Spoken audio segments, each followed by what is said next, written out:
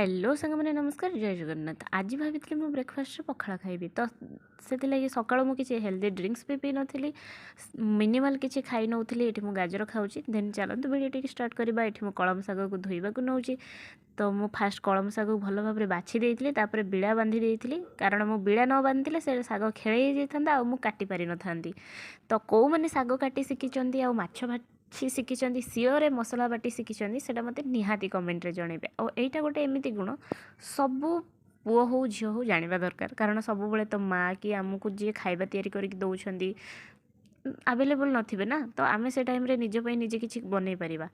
तो ये मु शाग को काटिबा पई ट्राए करूची। मते तो काटी आसु नथिला, फिर भी मु ट्राए करची। शिखिनी माने नो कि शिखिबिनी, तो मु ट्राए कली।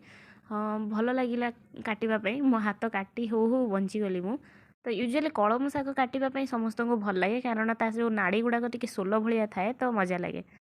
जेहेतु मुझे सकाଳେ ब्रेकफास्ट पखाड़ खाइबा भाभी, सेमती किसी प्लान नथिला, मते बस इच्छा है पखाड़ खाइबा ब्रेकफास्ट रे मु खाइली। पखाड़ कैन बी ए ब्रेकफास्ट।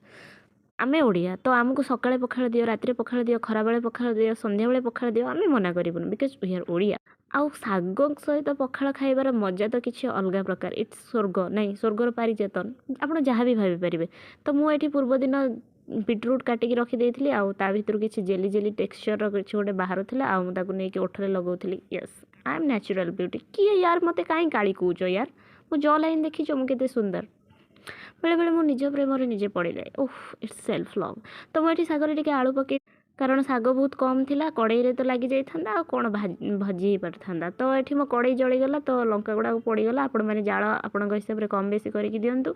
तो मुझे रसुण देती, मत पियाज अपेक्षा रसुण बहुत भल लगे, तो आपण मैंने चाहिए पियाज भी पकई पारे।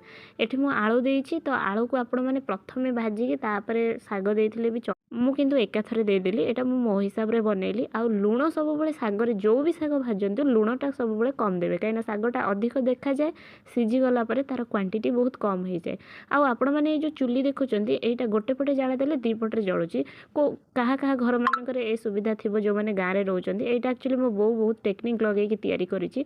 आमर एकाथरे दी दुईटा आइटम हो जाए। आ जो मैंने भी मो चैनल को देखुं निहाती सब्सक्राइब करूँ। एमती ओडिया रूटेड खाइबा वीडियो आपण मानक मिल जाव। आपण मैंने यही वीडियो माध्यम से खाइबार स्वाद भी चाखी पारे। And thanks for watching. Please drop your like and comment.